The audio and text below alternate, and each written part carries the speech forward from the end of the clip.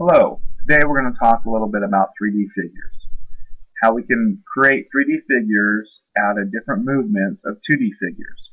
First one we're going to look at is rectangle. To rotate this rectangle, we can create a cylinder. By rotating the rectangle around and around, a cylinder will appear. Later on we will look at how to cross-section these cylinders and what the cross-section means and what it'll look like.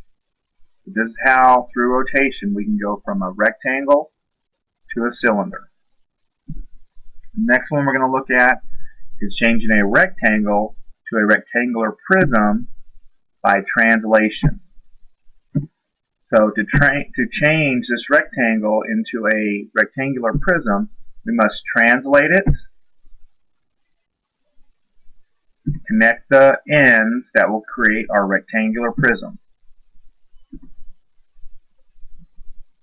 And again, later on we'll talk about cross-sections and how they look once we do a cross-section of a rectangular prism. Next, we're looking at changing a square into a cube also by translation. We translate the square, connect all of the vertices, becomes a cube, and now we've changed the square into a cube. Now, through rotation, we can also change a circle into a sphere. So by our rotating our circle, eventually we will create a sphere. What you can try on your own is find a coin. Quarter would probably be the best. Hold it with your finger and flick it. If you flick it fast enough, you will see a sphere appear. Again, we will look at our cross sections of all these 3D figures later on this week.